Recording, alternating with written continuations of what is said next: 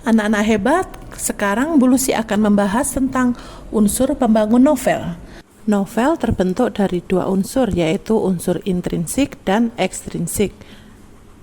Pertama, yaitu unsur intrinsik. Ada tema. Tema adalah pokok cerita atau ide utama yang ingin disampaikan oleh penulis.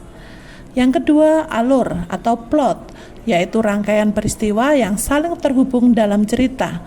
Cerita dalam novel memiliki awal, tengah, dan akhir yang membentuk suatu garis waktu. Yang ketiga ada tokoh atau penokohan. Tokoh dalam novel bisa berupa manusia atau makhluk lain yang menjadi pusat perhatian. Mereka berfungsi sebagai tempat di mana karakter-karakter berkembang dan beraksi di dalam cerita. Secara umum ada 3 jenis karakter tokoh, yaitu protagonis, tokoh baik dalam novel, antagonis, tokoh jahat dalam novel, dan tokoh pendukung, atau bisa disebut figuran, yaitu karakter sekunder yang tugasnya hanya membantu dan mendukung cerita. Penulis mengembangkan karakter tokoh melalui 2 cara. Ada teknik ekspositori atau deskripsi langsung. Karakter dijelaskan secara langsung oleh pengarang melalui deskripsi fisik, emosional, atau pikiran. Perhatikan contoh berikut.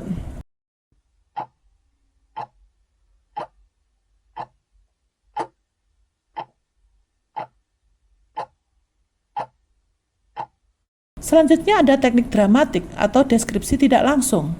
Karakter digambarkan melalui aktivitas, tindakan, percakapan, dan peristiwa yang memungkinkan pembaca untuk menilai karakter tersebut. Perhatikan contoh berikut.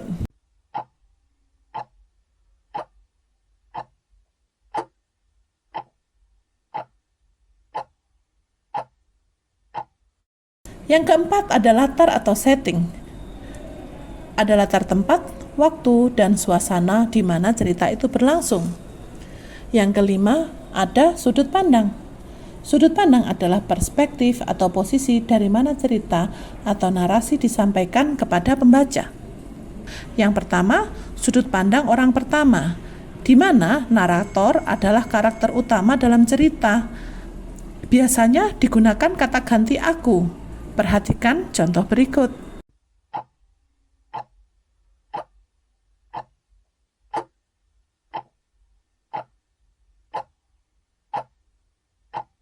Yang kedua, sudut pandang orang pertama tokoh sampingan, di mana narator dalam cerita menggunakan kata ganti aku ada di dalam cerita, namun tidak berfungsi sebagai karakter utama, melainkan karakter utama adalah tokoh yang lain.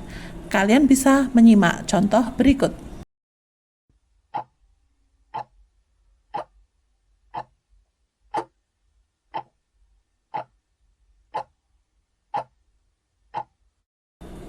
Yang ketiga, sudut pandang orang ketiga pengamat, di mana narator berada di luar cerita dan menceritakan peristiwa menggunakan kata ganti mereka atau dia. Narator ini menyampaikan cerita sebagai pengamat yang tidak terlibat langsung dalam peristiwa. Perhatikan contoh berikut.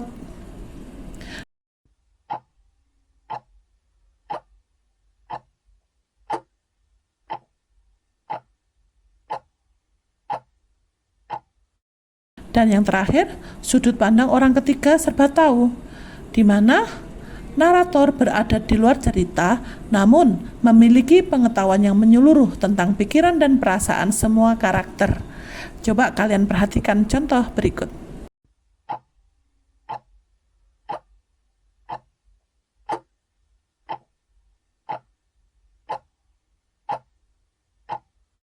Kaidah kebahasaan selanjutnya adalah gaya bahasa.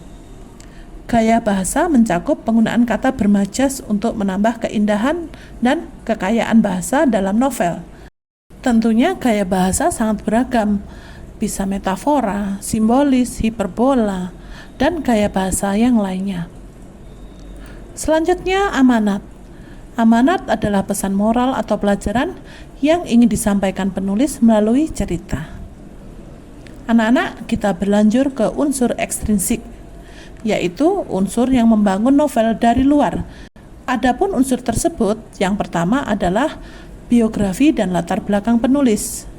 Informasi mengenai kehidupan penulis, termasuk dalam latar belakang pendidikan, keluarga, dan lingkungan dapat mempengaruhi isi dan tema novel.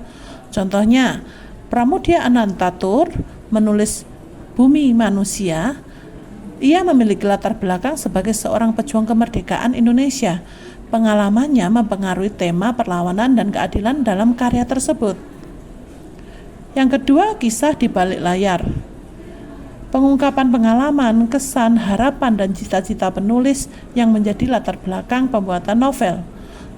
Contohnya dalam Laskar Pelangi karya Andrea Hirata mencerminkan kisah hidupnya di Belitung Timur, terutama perjuangan untuk mendapatkan pendidikan yang layak. Ada nilai dalam masyarakat. Pengangkatan nilai ekonomi, politik, sosial, budaya, atau lainnya yang tercermin dalam novel. Dalam novel tetralogi Pulau Buru karya Pramoedya Anantatur menggambarkan nilai-nilai keadilan dan perlawanan terhadap penjajahan kolonial, mencerminkan semangat perjuangan masyarakat Indonesia. Dan yang terakhir ada konteks sejarah dan sosial. Novel dapat merefleksikan situasi sejarah dan sosial pada saat penulisnya menciptakannya. Contohnya, novel Pulang karya Terelie mencerminkan kondisi Indonesia selama Perang Dunia II dan Revolusi Kemerdekaan. Nah, anak-anak, demikian penjelasan Pulusi tentang novel. Terima kasih sudah memperhatikan, semoga bermanfaat untuk kalian semuanya.